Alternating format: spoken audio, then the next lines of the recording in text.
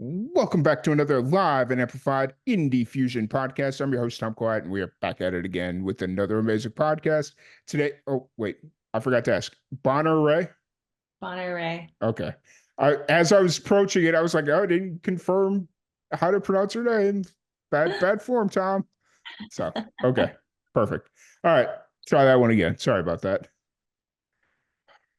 Welcome back to another live and amplified Indie Fusion podcast. I'm your host, Tom Quiet, and we are back at it again with another amazing podcast. Today, we have a very special guest joining us, Bonner Ray. How's it going today?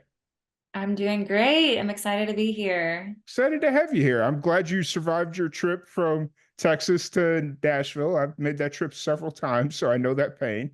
Oh yes, it's quite the haul, but it can be worth it on both ends. Right, So right. So, what was kind of the initial tipping point to make the move official to Nashville? Because you'd been going back and forth for a bit, right?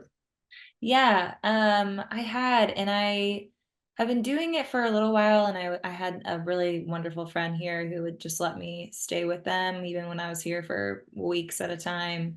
And then eventually it got to a point where I was like, okay, I think it's time to get my own place, but I'm a Texas girl through and through. I was super attached, so it was a little difficult for me to really wrap my brain around actually fully moving here. So I got a teeny tiny little spot with a roommate, and I was only going to be here 50% of the time. And that's what I told myself. That's what I told my mom.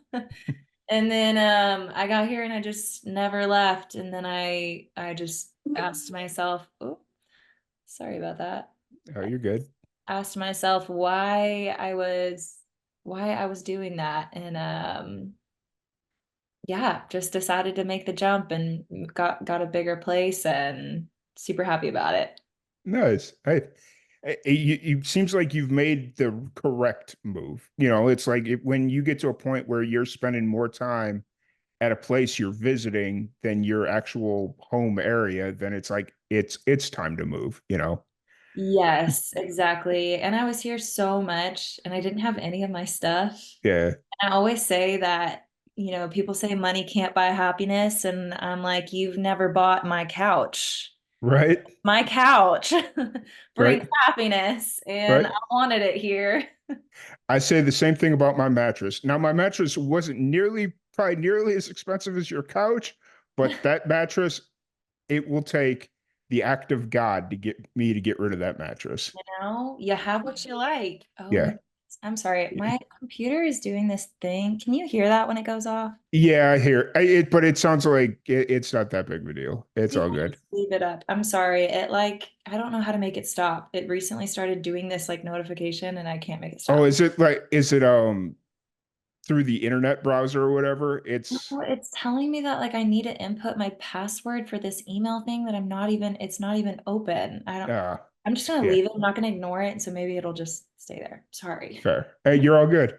So you moved to Nashville from New Braunfels, which I'm very familiar with. I love New Braunfels. Like that area of Texas is just prime prime area. Like I go down there once a year roughly, and man, I enjoy it every time. So Yeah, what's really great about New Braunfels is, I mean, just New Braunfels in and of itself is so wonderful. You've got the river and you've got Green Hall. Texas is the oldest dance hall. yeah. Lots of great music around there, and it's got such a relaxed atmosphere, which is what I really love about it. But also it's right between San Antonio and Austin. So Hmm. it's such a quick little drive to just bop over to Austin or San Antonio, which Hmm. is great. Both of them are such fun cities. Austin's got such a great music scene. I've got a lot of great music connections over there, and so it's a fun spot to be for sure. Yeah, I think the hill country is the best part of Texas. for sure, for sure. I keep having this internal battle. It's like I'm not from Texas, so I'm not like married to the state or anything, but I definitely love the state of Texas, and I've been here 5 years or whatever. But it's Mhm. like I the smart thing to do would be to move to Nashville, right? Like I have the same inner inner battle as every musician, except I'm a podcaster that interviews musicians, so it's kind of slightly different. And it's like I need to spend a lot more time in Nashville, but I also want to move to Nashville, but I love everything about Texas, so I don't know what to do. So Yeah, yeah, yeah. I hear ya. I do love Nashville.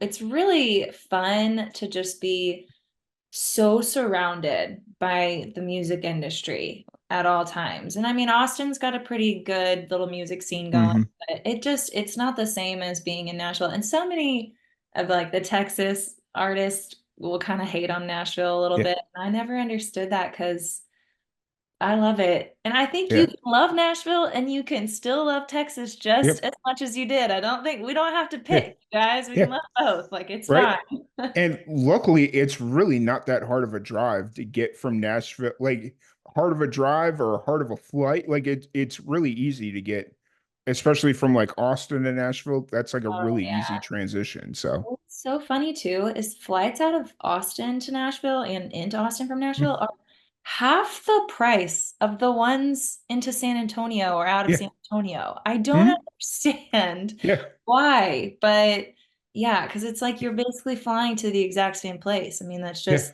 an hour down the road. Like, I don't know, but Yeah. yeah, it's not too bad of a drive. I make the drive a lot because I have a dog and I tend to like to bring him with me wherever I go. Mm, So he tends to make me have to keep my wheels right. on the ground. Right. So Fair enough. Hey, putting the miles on the car. I dig it. Uh, yeah. so are you originally from New Braunfels or where are you from originally?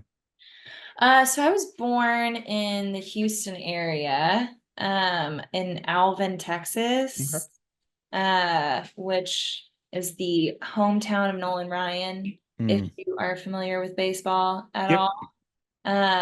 So that's where my dad grew up, and my mom and him were married and lived in that area for a long time. And yeah.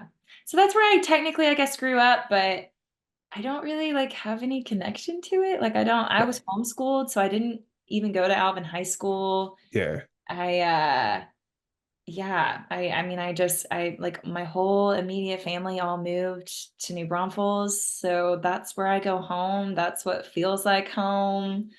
That's where all my Yeah. siblings are, my nieces, my nephew, my parents, everybody's there, and it's definitely a special place for us. So, but yeah, Alvin, Fair. Texas originally. Nice. And then New Braunfels after that, pretty much. Yeah, yeah. Nice. Oh, so was your family the like the introductory factor to music, or where do you kind of get introduced to music? Yeah, my mom, really both my parents were very encouraging of us to just be involved in lots of different activities. Mm, They always wanted us to do anything we wanted to do. Like they encouraged our interests in things and kind of even forced an interest in things. In this case, my mom required all of us, all of my siblings, to take 6 years of piano, which I think all of us hated during the required time frame. But she would always tell us that we would be so glad that we could read music. We would be so mm, glad that we knew how to play the piano if we ever wanted to play another instrument. And so then, fast forward, again, we just had instruments floating around the house. So we had this baby Taylor guitar in the house, and Taylor Swift, of course, came out with her first album. And yep. so it's like half of the girls in America, I was like, oh my gosh, she looks so cool playing a guitar. I'm going to learn how to do that.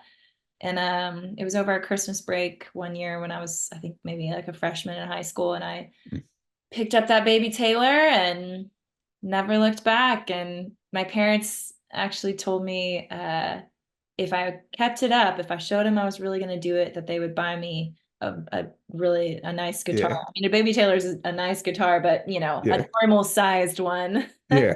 one that's not miniature, Right. a glorified ukulele. But yeah, so I kept it up, and then they took me to go pick out a guitar, and I got a Gibson SJ 150 that I still have. I'll always have it. It's really special to me. Nice. So yeah, Nice. it was just kind of forced upon me music wise. As far as singing, Yeah. I don't think I don't think it ever occurred to me that I couldn't sing. Hmm. I just assumed that I was great from the get-go. I know my mom always says I came out talking, so I think Okay. words, I've always just liked words and Hmm. what a beautiful way to use them, you know? Right. Right.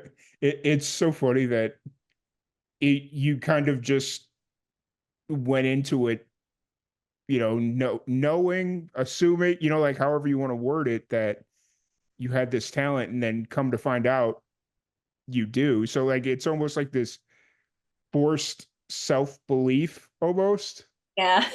Yeah. And then that it just, like listening to your music, it's absolutely incredible. And it's so, I don't know if your mom has some like intuition that's just kind of like, you know what, maybe we need to go get your mom an A&R contract for Sony or something. I don't know. Maybe so. Maybe so. They definitely, both of my parents were just really encouraging with me singing. I mean, I remember growing up and riding in the truck with my dad, and Hmm. there were a handful of songs that I knew really well. One of them was X's and O's, which, gosh, is it Trisha Yearwood that sings that? Don't quote me on that. Uh, I can't remember, but that one. There was another one called Daddy's Hands. There's a handful of songs that, my dad had them on CDs. He'd put them on, turn them up, and I'd be in the back seat, and he'd be like, "Sing it, Bonner, sing it louder, like sing it as hard as you can," like he just, they bought me a karaoke machine one year for Christmas. I'm sure they nice. regretted that immediately, but At least, at least they didn't force you to take like drum lessons or something. I'm sure they'd really regret that. yeah, that would have been, they were too smart for that. It's like, at least with the piano, it's like if they get really, really good or really into it, we go get them a keyboard, headphones, and we won't even know they're up there. Yes, yes, so So, true. um, so that was like during your early years. When did you kind of start experimenting with like writing and doing all your original stuff? Yeah, it was pretty shortly after I started playing the guitar. Maybe a couple of years later, maybe like 1 or 2 years later, I feel like this is probably such a standard storyline for a young girl who started writing. Was I had a little high school boyfriend that cheated on me. And I don't know. I think before Taylor Swift too, it hadn't really, like, she was so well known for writing, for Hmm. such an incredible writer from such a young age. And I think that was the first time that it had ever really occurred to me Hmm. that you like could write your own songs. Like, I don't know where I thought they came from before. I think they just, in my mind, just materialized in a room somewhere with a bunch of old men and then like made their way to, I don't know. Well, I mean, there was a time in the music industry that probably did happen, but Yeah. So in my mind, it just was this like, I don't know, backroom thing, like pay no yeah. mind to the man behind the curtain, like it just, songs just appear and they just give them to you to sing. Like, it Hmm. didn't really occur to me that you could just like write your own songs. And so, Hmm. the cheating and the high school boy happened. And I just kind of thought to myself, I feel like I could write a song about this. I'd had kind of an idea for one. Hmm. It's called Trail of Dust. Yeah. And the like hook of it kind of was like, I'll leave a trail of dust on your drive. Hmm. Like, you should have thought about that when you lied, kind of thing. And I don't know. I just like sat down and wrote this song, and that kind of spearheaded the whole writing thing for me. So, Fair. It's I just had a kind of an epiphany, and it very rarely happens when I'm in the middle of podcasts where something just kind of pops into my head like this. But it's kind of interesting slash funny that when a young musician will say like in their teens starts writing music and they call it oh, it's just your typical teen breakup song, is, just kind of your standard thing. But when you listen to 90% of the music out there, it's a breakup song anyway. Like, Yeah. um, like I half the songs that I have on my playlist are deep, maybe not surface level, but deeply rooted breakup songs. Yeah. Yeah. Or, and so it's just like, okay, because you're 25, 6, 7, 30, whatever it is, it's okay to write those breakup songs, but because she's 17, she can't write these breakup songs. Like that's kind of a double standard right there. Yeah. No, absolutely. Absolutely. You're too young to have these feelings. Yeah, yeah, I guess so. And it's funny you say that because it's almost like a conscious thing. Like there's times when I sit down and I write and I'm like, I don't want to we're not writing a breakup song. So help me God. We are not writing a breakup song today. Like what other ideas do we have? Like give me Hmm. something. Or like if we are going to write a breakup song, sometimes I've been guilty of like, telling the room, okay, fine, we'll write a breakup song, but we are not saying you or I in it at Yeah. all. Like, so we have to get creative with the lyrics because we're not going to do the whole like, you did this and then you told me that and then I felt this way. Like, we're not doing that. So, Yeah. an Fair. interesting I don't know. It's just yeah, breakup songs. Hey, that sounds like a fun challenge though. Write a breakup song without saying using the word you or I. Yeah, yeah. So I wrote a song with two, it's on my first album, Hmm. or my only album that's out right now, but it's called Forward Address. It's the title track on it. Hmm. When we wrote that one, that was one of my challenge. And I think there's like a couple, that kind of like things like you or I that snuck their way in there, but for the most part, we really, my Yeah. co-writers would throw out a line and I'd be like, we can't say that. We can't say you. We can't. And they'd be like, oh, yeah, like Dang it. it was good. And I think it became a really great song. And I think part of that is because, we challenged ourselves, Hmm. get more creative with it. So Yeah. Break out the thesaurus and see what you can do. yes, yes. Where is I have a thesaurus somewhere around here. I always have one. Nice. And so when you started like recording your own music, was that when you started going to Nashville, or did you start recording your own stuff in like New Braunfels, Austin, Texas area? Yeah, I had so two Texas guys co-produced my album, Walt Wilkins and Kyle Hutton, which they Hmm. were just incredible and wonderful men. And they really helped me so much. So that's really kind of where my music journey began. I knew I wanted to record some stuff. My mom's personal trainer, of all people, had her late husband had been a musician, and so she had been very involved in the Texas music scene. And I asked her if she had any suggestions of someone I should reach out to for to do production for Hmm. me. And she suggested Walt. So I reached out. He took a meeting with me. Then he said, "You need to meet Kyle," because at the time I was living in Houston. Hmm. That's where Kyle is. Walt's out of Austin. And so reached out to Kyle. Kyle took a meeting. Then a few weeks later, I hear back from him. They were like, "Hey, we want to co-produce it. How would you feel about that?" And I was like, shoot, two like well-respected Right. writers and players in the Texas music scene, like bring it on. Let's do it. I'll take both. Right. So we recorded half of it in Houston and half of it in Austin. And it wasn't until that was fully recorded.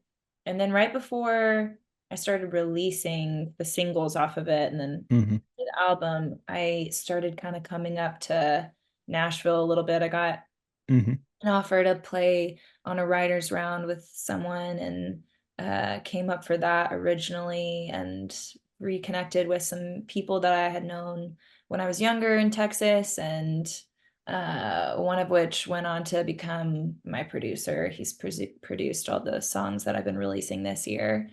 Nice. And yeah, I just started building connections here and meeting people and got myself a nice little community here now. Nice. So we'll call it your professional music career is kind of really just ramped up quickly because you released your first single as Rhae last year, correct? Yeah, yeah, it was January or February of Okay. 2023 was my single.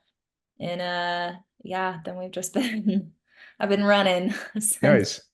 Hey, you're going for it. I love it. Like the fact that you were able to get a 8-song album out within the first year of your career and like it's really well produced and put together and just like all the good things you could say about it. And had I not put two and two together that you started releasing music in 2023, I would have not known Yeah. that that was like your first like actual project. Yeah, yeah, it was wild. I had recorded something in this little studio in Houston in the Heights. Uh, like a few years prior, I had never Mhm. recorded anything. I didn't have a producer. Uh, I had never heard any of my stuff played with a full band before. Nice. So I learned a lot through that little experience, which then is why I knew going into wanting to make some serious music and make a real album, I knew I Mhm. needed to find a great producer that understood, that knew that I could communicate my vision to, which at the time I was not very strong on my communication skills of what I Fair. wanted. I could hear something and be like, that's not it. Don't know what to tell you to Don't change, but right? Fair. yeah, so I learned a lot through that experience. And then I mean, every time I've recorded and as I continue to record, I continue to learn. I continue Mhm. to get better at verbalizing. I continue to get more opinionated, which I'm sure is annoying to everyone, but But you know what? You may think it's annoying, but as long as you're not like spewing out stuff and not knowing how to communicate it, like, oh, I don't like the sound of that. Okay, what don't you like about it? Is it too much bass and too much treble, too tin, like just whatever it is, and you're like, I don't know, I just don't like it. That's where it gets annoying. But like the fact that you go into these sessions, or like even when you're just kind of working with a producer, recorder, whatever, and you're a sponge and you learn like, okay, when you add bass to my voice in this frequency range, it does, and you're just kind of learning how your voice reacts to different effects, different settings, and you're kind of learning what works with your voice. yeah, absolutely. I will say too, like, I mean, working with the people that I've worked with, like, I found people that I really like working with here in Mm-hmm. Nashville now too. And again, like, so Adam Schwend is who's been producing Mm-hmm. all of my current releases. And then I have been having the mixed by a guy named Kyle Dredden here in Mm-hmm. Nashville. And we'll go sit. So when we're mixing, we'll go sit in a room together, all three of us, and just hash things out. And I think like working with people who are really experienced in what they're doing is Mm-hmm. also super helpful because when I don't know really how to voice something, but I'm like, okay, this just sounds like it sounds too cool and like I need it to sound warmer, Yeah. or like something about like my kind of obscure, I'm not sure exactly how to say it, but I'm trying to communicate. Like Yeah. they understand. They'll be able to Yeah. catch on and they know. They're like, oh yeah, yeah, yeah, I know what you mean. And I'm like, Yeah. great. I don't know what I mean. Fair. But It, someone does. that's always the funniest transition when you're trying to communicate something, you don't know what you're talking about, and you just spit out like a random word, and they're like, "Yep, that makes perfect sense. Got it. Cool." Okay, great, And awesome. I don't know what I said, but I said it, and it worked. It And it happens all the said time. it Yeah. and it fixed the issue, so I'll take it. Right. Right. Right. So, speaking of recording, you have a new song coming out next week, little over a week away. How are you feeling right now about this? I'm excited about it. So my most recent release was a very meaningful song. It was a deep song, a deep, kind of sad song, I guess. And this next one, I'm excited because we're just switching gears. It's gonna be like a fun, just girly, like it's like a girls' night out kind of Yeah. song. It's like single ladies kind of thing, like, something like Okay. that. I wrote it with one of my good girlfriends who's also named Bonner, actually. Bonner Black. She lives here in Nashville, and we wrote it Yes. together.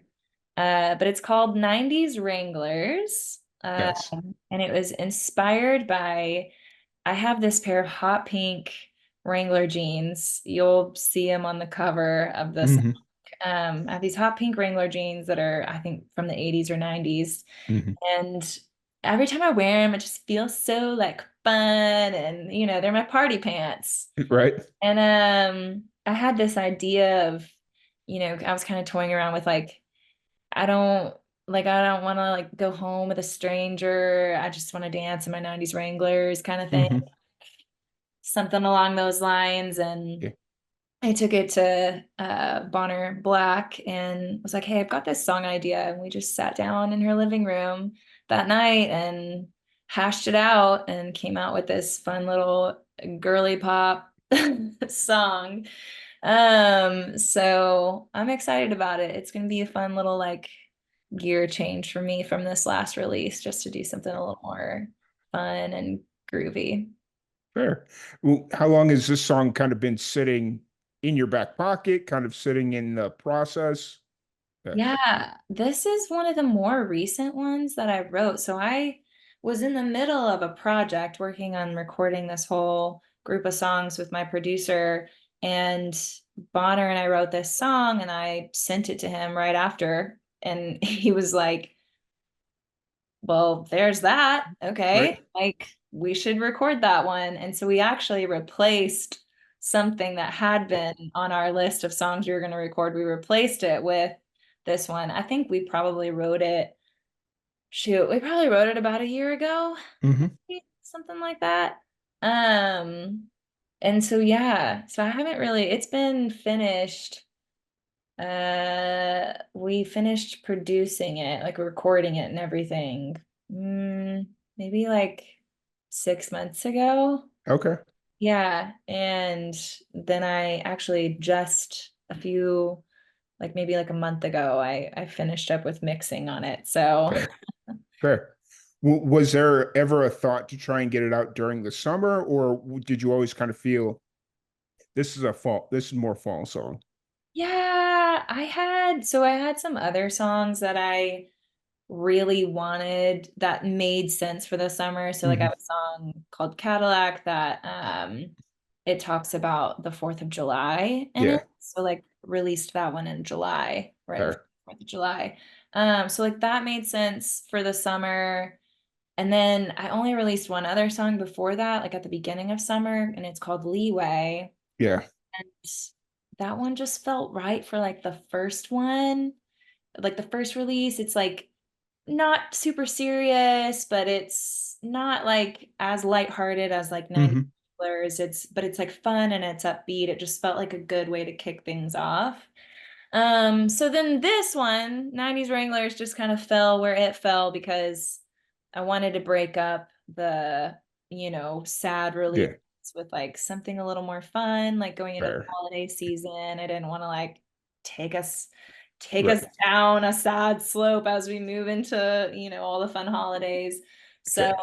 so yeah, that's kind of why it ended up falling where it fell. There were just other songs. I've got other songs that are upcoming that, one of them it really needs to be released in the winter. So my Yeah. plan right now is for January for it, because of the lyrics. So, Fair. some things have to go where they have Right. to go, and then other Yeah. things you have to figure out where they fit when you get everything that has to be released at a certain time where it needs Oh to be. yeah. I completely get that. It's to me, I got an opportunity to listen to it for earlier this week. And for some reason in the back of my head, it's like I get like listening to your reasoning of why it's getting released when it's getting released. It's like, okay, that all makes sense. But just for some reason in the back of my head, it's like, it just feels like an end of summer song or so. I don't know. Like it just feels like it. So Well, to be fair, in Texas, October feels like the end of summer. this is this is true. This is very true. It's like, I mean, it's still 90 degrees and we're finally going to get a cold spell next week. And it's when I say cold spell, like 70s. Yeah, and it'll last all of what, 3 days Yeah.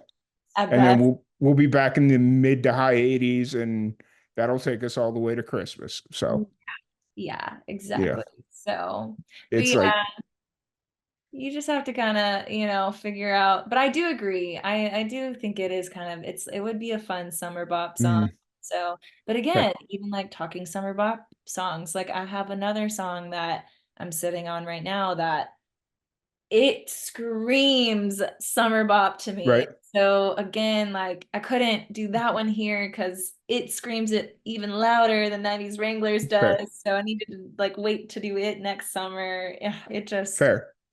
Are yeah. you going to be doing another Christmas song this year or I had an idea for one and I wanted to get it written and it just didn't happen mm, in time this year. You have to get it done so early. yeah, I'm hoping that maybe I'll get it written sometime around this holiday season because that tends to be when you're most inspired to write it. yeah, It's hard to write a Christmas song when it's like July. March Yeah, or something. Yeah, like it just doesn't, it's hard to get in the mood. So maybe I'll try to write one. I have a couple ideas for some, but no, I'm just gonna kind of push last year's Christmas release a little harder. I didn't do too much for as far as promoting it yeah. last year, so I think we're just gonna bring that one back again. Nice. I wish I would have met you last year because that last December I did a 25 days of Christmas where it was 25 podcasts, 25 days, all original Christmas music. Oh my gosh, amazing. And it got to the last few days there, and I'm like, I'm running out of people that have done Christmas music. Help, somebody help me. And then luckily a few people popped in and was like, hey, I just released a song. And it's like, cool, let's do this. Yeah. Amazing. Oh my gosh, I'll have to go back and check that out. That sounds like a fun little series. Yeah, it was definitely very interesting. So, Huh. um, so what's kind of the plan moving forward? Obviously you got the new song coming out next week. So promos pretty heavy this week, but what's kind of the plan looking forward? Yeah, hell if I know. Fair, fair, fair. I kind of was going, you get so much contradicting communication in Hmm. this industry from industry professionals. So like one professional will be like, like for instance, I had somebody tell me that if I released an album or an EP, I could only release 50% of it as singles. And then somebody was like, "No, that's not true. You can release more of it." Like it was my publicist was like, "No, I just had somebody that was Yeah, releasing an album and he did more than 50% of it as right. single." I'm like, "Okay, like I don't." So I kind of it's just hard because you don't want to algorithmically, you want to Yeah. be able to put stuff out like frequently, and so you're trying to balance like, okay, well, it's not cheap to make music with, I need to kind of spread this out, but then also like publications, for instance. Right now, they're on this kick. They were not on this kick in the past. Right now, they're on this kick where they only want to cover projects. Like they only want to cover an album or an EP. They don't want to cover a single. And so, like I just released a single called Different Life with a music video that's really Hmm. wonderful. I had this whole professional music video done and it didn't get picked up by really Yeah. much in the way of publications because they want an EP or an album. They don't want to cover Hmm. just a single. So it's so then I'm like, okay, great. So I don't know. I'm kind of in a weird place where I'm like, I may consider trying to group some songs together and if they make Hmm. sense as like an EP kind of thing. Yeah. Um, but otherwise my plan at the moment was singles and then I'm trying to write for an album right now. Hmm. So I'm hoping an album, in the future, but yeah, it's such a weird, Right. delicate balance, and you never Yeah. get the same information from people, and so you're like you don't really know what to do. Right. So, man, just listening to you talk about that, it angered me so much for no apparent reason other than the fact that that's 100% how this industry is, and it drives me absolutely nuts. And they keep moving that goalpost where it's like, oh nope, now we're focused here. But what I've come up with is this industry, as much as people say, oh, it's singles driven now, it's singles driven now, the industry has always been singles driven. Like, I don't care if you go back to the 1940s, it was singles driven then, it's singles driven now. So your tried and true test until you feel comfortable getting a full project out, stay with the singles. Yeah, yeah, that's kind of what I'm thinking. I think if I did an EP, I would probably like release, I'd probably do like a three Mm, song, release two of them as singles, and then the yeah. last one, comes out with the full EP kind of thing. Mhm. So that's probably how I would do it. But yeah, it's so hard to, I don't know. Yeah. You're What? just like throwing rocks off the top of the cliff and hoping it lands in the tiny puddle that's somewhere amongst the trees Right. below. Like, I Right. don't.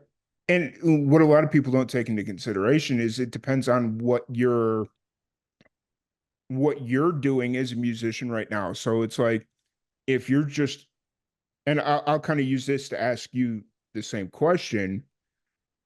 Are you more focused on writing and recording right now, or do you see yourself transitioning and doing more live performances and getting out and doing live shows? I did a lot of live shows in the past when I Mm-hmm. lived in Texas. And I still, if I know I'm coming home for like a couple weeks, I'll try to get one booked in Austin, get one booked in San Antonio. Mm-hmm. I'll try to make a little quick loop around while I'm there. But it just doesn't really do like doing like a random small show doesn't really do much, I feel, in the scheme of trying to pick up new listeners and like new Mm-hmm.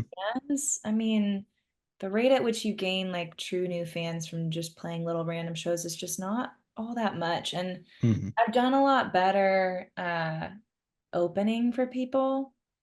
Um, so that's kind of where my focus is right now is Mm-hmm. I'm hoping to maybe get to where I can start opening for some people.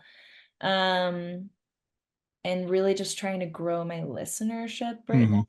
now, with releasing new music. Mm-hmm. So I would love to do live shows. It just like doesn't necessarily make sense to right now. Fair. And I Fair. play here in Nashville. I play Yeah. call them writer rounds in Nashville and Yeah. Texas, song swaps. Right. But I do those around Nashville pretty frequently. So I am getting out and playing some, but it's just not the biggest focus right now because Yeah.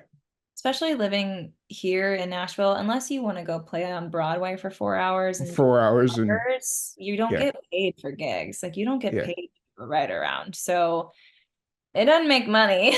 Fair. I'm not gonna go play 4 hours of covers. Like that's just a surefire way to burn me out fast. Mm. And that's not what I want. So I know I know a lot of people that can do it, and they sit here and talk about, yeah, I play 5 weekly shows on Broadway, 4 hours a day, and I love it. I mean, I love doing my own original music, but you know what? This pays the bills, so I'm yeah, good. So it's like and more people power that to you. yeah, the people that can do it, I've got friends that do it, and like Mm. I tip my hat. I mean, Yeah. like you go. I Right? just Right? I'm not cut out for that Yeah. life.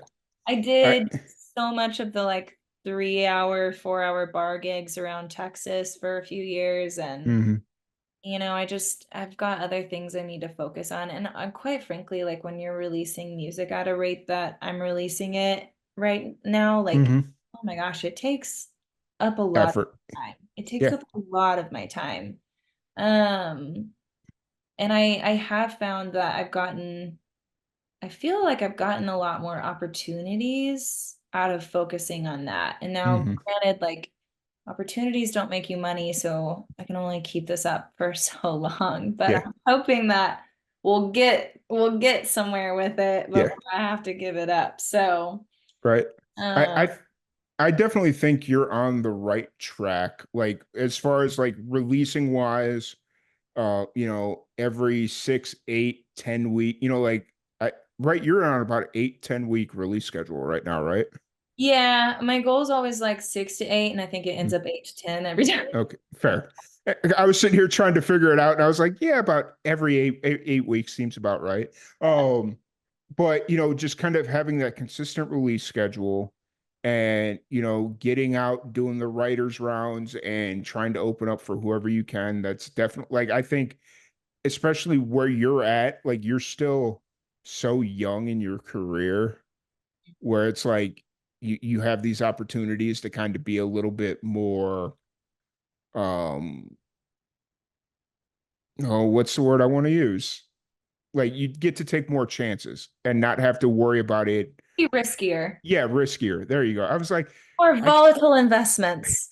fair, fair. I was sitting there, I was like, why can't I think of this word? I use it all the time. My brain is just not here right now. But Yeah. no, you get to take some more risks. And you don't necessarily have to go set up tour because like I get it, going out and doing tours to play in front of 6, 8, 10 people, that's maybe not always the best use of your time, especially nowadays when you can do Twitch streaming or you can do, you know, YouTube videos, do like play alongs or whatever it is. I think right now in the industry, especially for young musicians that are in their first, second, third year trying to make this a thing, you kind of have to incorporate all of it to make it work. Yeah. Yeah. So Absolutely. fair. Um, so outside of music, obviously it seems like you're pretty invested in your career and all that stuff. But when you get like 5 minutes to yourself, what do you like to do to decompress? Oh gosh, I have so many hobbies that I never know how to answer this question. Fair. Um, I mean, I used to fly fish fairly often when I lived in New Braunfels. Hmm. And I know that there's places to do that out here in Tennessee. And so I've currently been trying to see if I can find, I was part of like a girls fly fishing club in Texas. And so I'm Hmm. trying to see if there's something like that around here in Yeah. Tennessee, because I'd love to get back involved in that. It's like it's just like like fly fishing is just relaxing. There's so much more finesse to it than Hmm. just like regular fishing. Yeah. So I would love to get back into that here, but also, I mean, if it is the summertime, you can find me at the pool. I just, yeah, every second that I can, I'll be by the pool if it's summertime. Wintertime, I love a good stroll. Love to go on a walk. I really enjoy working out. Hmm. Um, I have a pottery wheel just Nice. here and set up, so I'm looking forward to I'm telling you, I have like a million hobbies. I Fair. You could tell you're from Texas when you like winter because you go for walks. You could tell you're from Texas at that point. Yeah, that's so true because it's really not even too bad here in Yeah. Tennessee. I mean, you can go for a walk in the evening in the summer, Hmm. and you're gonna be Yeah. fine. Yeah. So, No, that's cool. So you've got a lot of different activities to kind of keep your mind off of whatever it is that's going on in the oh yeah. industry. So Like sitting here beside, I have this like shelf thing that's got all these baskets that are just full of, there's ones that are full of art supplies. yeah, There's ones that are full of sewing stuff. There's ones full of crochet and knitting stuff. I mean, I'm telling you, a million hobbies. I also yeah, love to host. I'm so excited. I'm like in a few days here, I'm having a bunch of girls over and we're gonna decorate pumpkins in my nice. backyard. So I think that's always fun for me and maybe not decompressing kind of in a way. It's just something different, which It it's stress in a different capacity. yeah. Is it's a healthy stress, is what I call it. I love having like my girlfriends around, and I've made such wonderful friends here in Nashville. So I love bringing everyone together and just doing something Nice, fun. And it's just, yeah, nice, it really is a stress relief for me to just get to spend some time with all of them all together. So for sure. I was waiting for you to say rafting because I know on the Guadalupe there, that's like the big thing that everybody does. yeah, the tubing, I know. Yeah, I like in New Braunfels don't even really float the river that often. yeah. My parents have access to this special little private part of the river, and you don't really like you don't like the water doesn't move really as much. So you don't like Mm, float down the river. You just kind of like hang out in this one little area and like yeah, float around. So it's been so long since I've actually floated the like fair. tube to the river. But it is fun. I do enjoy it when I Yeah. get into it. When we went last, so I go every year. Actually, I'm going next week. I'm leaving next Thursday. Uh, we stay, there's a, my buddy hosts a music festival down there, Oh, at Mountain Breeze Campgrounds. okay. Yeah, it's they're kind of off the beaten path there in New Braunfels on the river there. And so he hosts a music festival, and every year, like in May, he does a float trip. And he almost had to cancel the float trip last year because the Guadalupe was so dried up that he was like, I don't know if we're going to be able to get down the river, but it ended up working out. So Jeez. Yeah, the river gets crazy low yeah, sometimes. It's wild. for It's you sure. never really know what you're gonna get out there, honestly. It's dry sometimes or it's flooded sometimes. It's just you gotta be prepared for anything. Oh yeah, for sure. Um, so you're in Nashville enjoying your time. You've been in Nashville full time, what, a couple weeks now or So I mean I got my place in February. okay. But as far as like actually having all of my stuff moved here, Yeah. yeah, it's just been I don't even like a week, really. Okay. Fair. Because I remember we were supposed to do this a while back and you're like, hey, I'm moving and I've got like a day available, but let's like push this 2 weeks. And I'm like, fair, fair, fair. Which I'm glad I did. I have not had time to breathe until this week is like the first week I finally like have time to kind of like I thought I was going to be back on my normal schedule. I've not been back on my normal Hmm. schedule because I've just again still been pretty busy with trying to play catch up. But Hmm.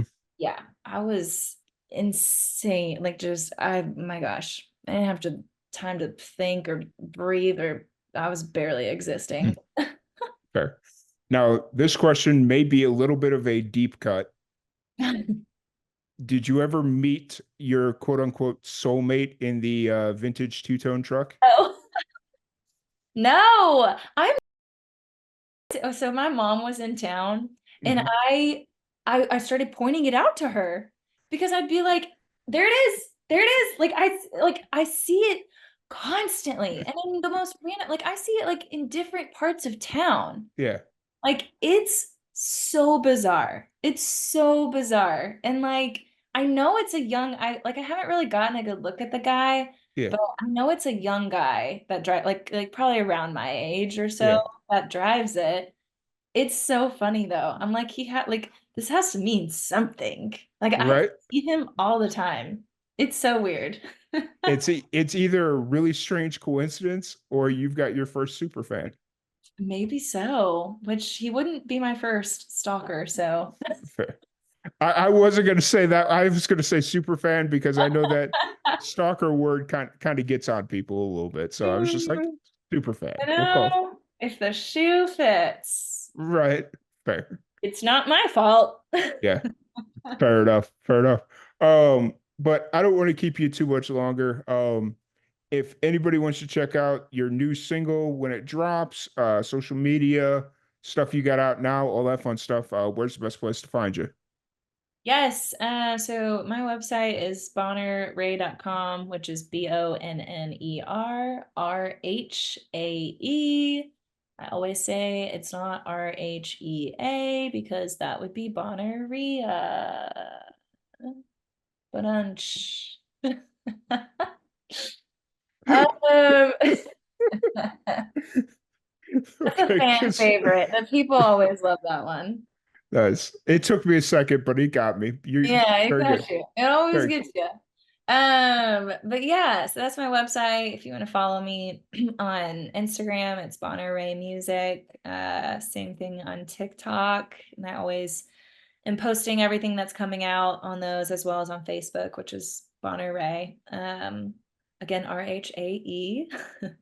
And yeah, so I'm always posting shows and where new music is, and you can find my music on any listening streaming platform that you like. So Spotify, Apple Music, Amazon, YouTube Music, everything. So yeah. nice. Awesome.